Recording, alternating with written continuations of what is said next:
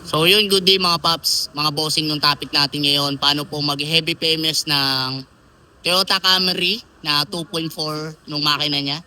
So ito siya, yan, Toyota Camry. Maglilinis tayo ng throttle body niya kasi may lumabas dun sa scanner na low circuit. So tapos magpapalit na rin tayo ng ano niya, spark plugs. Tapos maglilinis tayo ng lahat ng sensor niya.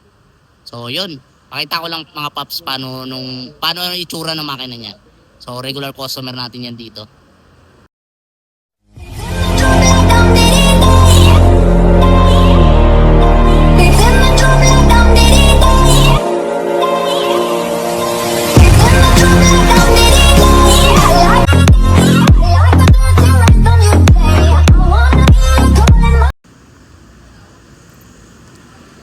So ito ng makina niya mga paps. Yan. So tinanggal ko na kasi nung air filter box eh. Kasi may sinisilip ako dito kanina. Yan o. Kasi nalubak lang to, nagka-problema na eh. Wala kasing lock nung sa map sensor. So ito nung throttle body niya. Yan, lahat ng mga sensor mga paps, lilinisan natin yan. Kasi medyo old model na kasi ito mga paps. So yan, original yung gamit naming spark plugs. Kasi bago nung coil na ito eh. Kaya kailangan original. Tapos panglinis ng throttle body, mga sensor. So nabaklas ko na nung air filter box. Stay tuned lang mga paps.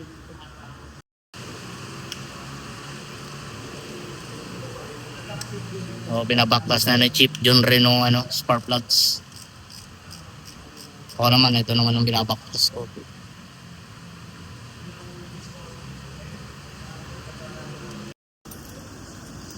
So yun, nabaklas na natin mga paps. Ito nung original. Yan o. Iridium. So ito nung luma. Makalabas na ng kuryente dito.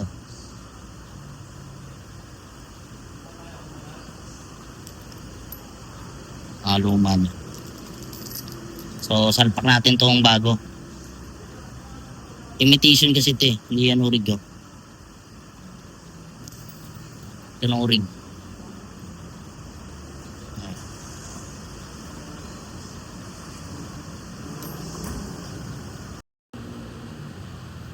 So yun mga paps, nabaklas na natin. Ang throttle body niya, intake. So dito kami sobrang nahirapan.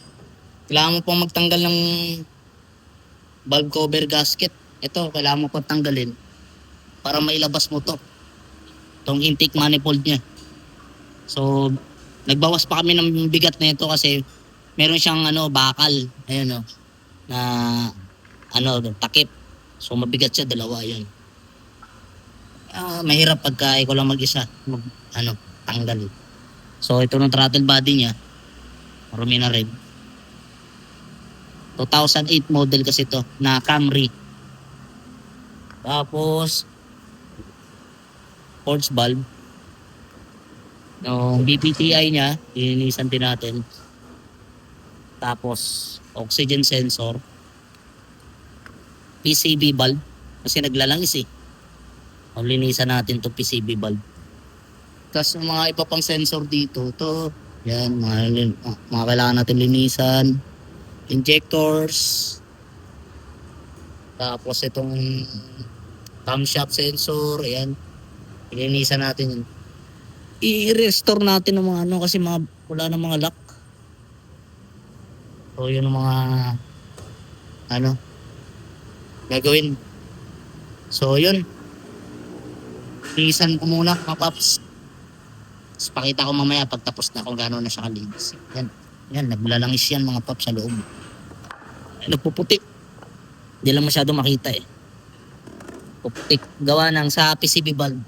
Kailangan kasi na ito paps may oil eh. Para ng mga malalaking mga buhang-buhangin eh. Hindi diretsang pumasok dun sa combustion chamber mo. So yun lang.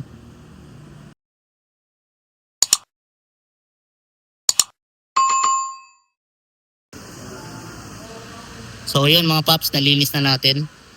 So nakikabit ko na ng valve cover gasket. Silat na lang yan. Tapos malinis na ng throttle body. Tapos sports valve, PCB, yan, wala nang langis. Tsaka nung sludge dito sa BBTI, wala na rin.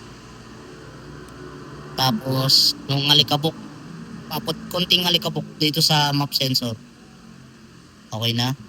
Tapos dalawang oxygen sensor, wala na nung mga carbon. Tapos nung kalawang,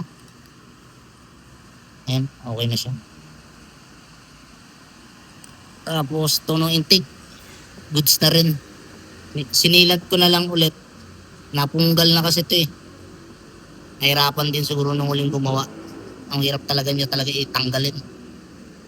So, sinikir na lang natin kasi kailangan walang lalabas na hangin. So, sobra. So, yun. So, ito nung sa air filter box, malinis na rin po. Yeah. And madumi na kasi ito kanina eh. Ito dito nilalapat ng map sensor. So, yun.